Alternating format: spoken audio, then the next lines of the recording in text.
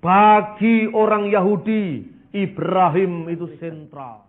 Orang Kristen juga mengaku diri, saya ini penerus Abraham yang sah. Bukan Abraham secara fisik, tetapi iman Abraham.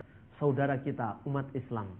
Kalau berdoa, apa pernah lepas dari nama Abraham? Tidak pernah. Islam, Kristen, Yahudi itu bertengkar terus. Karena apa? Itu pertengkaran saudara serumah. Agama satu rumpun itu membuat persinggungan-persinggungan karena konteksnya apa? Konteksnya berbeda dalam penafsiran tapi sama dalam istilah. Inilah akar konflik yang hendaknya diketahui dan harus dileraikan oleh umat beriman.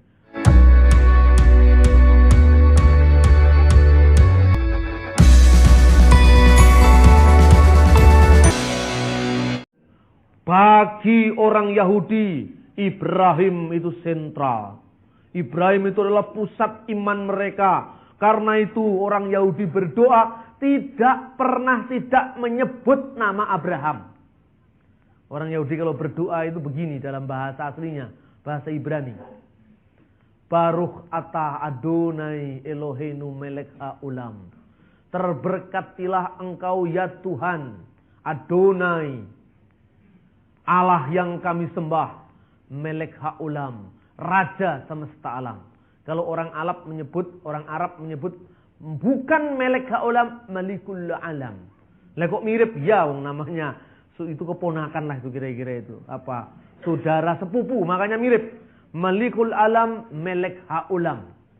Elohe Abraham, Elohe Yitzhak, Elohe Yaakov. Allah yang disembah Abraham, Allah yang disembah Ishak, Allah yang disembah Yakub, Machen Abraham, perisai Abraham. Itu doanya orang Yahudi. Makanya di sini tadi dikatakan, janganlah takut Abraham, akulah perisaimu. Upahmu sangat besar. Machen Abraham, akulah perisaimu. Itu orang Yahudi kalau berdoa sampai sekarang. Walaupun mereka mengaku sebagai keturunan Abraham, tapi ketika mereka ke sinagog, ke tempat ibadah mereka berdoa dengan Tuhan. Begini orang Yahudi kalau berdoa. Nah, ada yang begini, Protestan kalau berdoa begini. Orang Yahudi berdoa begini. Tuhan terima kasih, engkau sudah menjadikan saya keturunan Abraham. Orang Yahudi yang dipilih dan bukan orang Samaria yang jelek itu. Gitu kalau sembahyang orang Yahudi. Jadi dalam kebanggaan iman mereka mengejek dan merendahkan orang lain. Tuhan terima kasih, engkau telah menciptakan aku sebagai laki-laki dan bukan perempuan, penyebab dosa itu katanya gitu. Jadi kalau jadi perempuan nggak bisa saudara itu, di Yahudi itu mendapatkan hak penuh nggak bisa. Makanya jangan jadi Yahudi. Yang perempuan itu nggak dapat apa-apa itu kalau di Yahudi. Ini orang Yahudi. Jadi begitu pentingnya tokoh Abraham itu. Yang kedua, orang Kristen. Orang Kristen juga mengaku diri, saya ini penerus Abraham yang sah. Bukan Abraham secara fisik, tetapi iman Abraham. Dan itu yang benar, yang dibenarkan oleh Yesus. Karena itu begitu saudara membaca perjanjian lama, itu kitabnya sama dengan Kristen. Tapi Anda baca perjanjian baru, apa bunyi yang pertama? Inilah silsilah Yesus Kristus, anak Daud, anak Abraham. Diawali dengan kata Abraham. Karena apa? Yesus mau menegaskan, kitab suci mau menegaskan bahwa Yesus itulah benih Abraham yang melaluinya bangsa-bangsa akan diberkati. Jadi orang Kristen, Injil diawali dengan kata-kata Yesus anak Daud, anak Abraham. Yesus itu singa Yehuda yang menjadi raja, sekaligus menjadi nabi, sekaligus juga adalah menjadi Tuhan. Mesias itu adalah Tuhan, nabi dan raja, imam, nabi dan raja.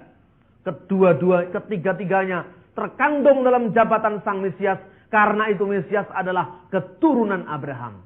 Lalu yang datang paling akhir, saudara kita umat Islam. Kalau berdoa, apa pernah lepas dari nama Abraham? Tidak pernah. Dia selalu berdoa, kama shallaita ala sayyidina Ibrahim wa ala ali sayyidina Ibrahim.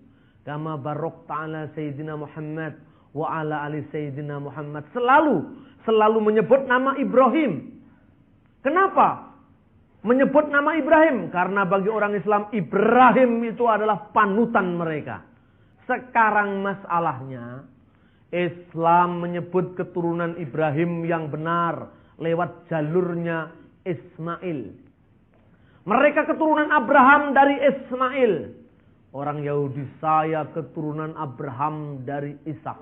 Karena apa? Ishaklah anak perjanjian. Karena itu saya lebih sah.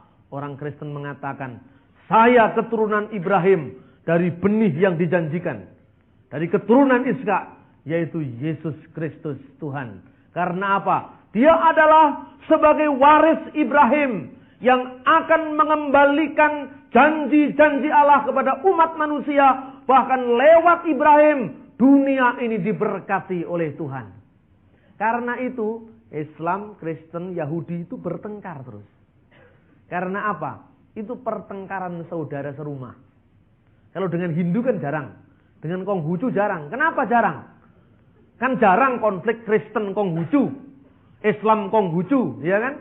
Hindu Kristen kan jarang. Kenapa? Karena itu tetangga, bukan satu rumah. Kenapa itu tetangga? Kalau tetangga kan urusan dia sendiri, urusannya dewek, jadi tidak ada urusan dengan kita. Kenapa begitu? Orang Kristen ngomong nabi, orang Yahudi ngomong nabi, Islam juga ada nabi. Loh kok nabi kok nggak sama? Bertengkar. Orang Kristen ngomong Allah, orang Islam ngomong Allah, orang Yahudi ngomong Allah. Orang Yahudi yang di dunia Arab itu ngomong Allah, orang Yahudi yang di tanah Israel ngomong Elah, Elohim, sama saja artinya. Maka di situ terjadi konflik. Orang Yahudi ngomong saya punya Musa, Islam saya punya Nabi Musa alaihi salam, Kristen ngomong saya juga punya Musa, tengkar. Tapi kalau Hindu kan Kristen lain, dia ada resi, saya Nabi. Dia ngomong tentang Sang Hyang Widi, Brahman, saya Allah, Yesus, Roh Kudus, tidak ada miripnya. Jadi tidak tengkar, ya biar itu wilayah masing-masing. Konghucu juga begitu, tidak pernah tengkar. Karena apa? Sudah lain sama sekali. Inilah yang menyebabkan seringkali agama satu rumpun itu membuat persinggungan-persinggungan karena konteksnya apa? Konteksnya berbeda dalam penafsiran tapi sama dalam istilah. Inilah akar konflik yang hendaknya diketahui dan harus dileraikan oleh umat beriman.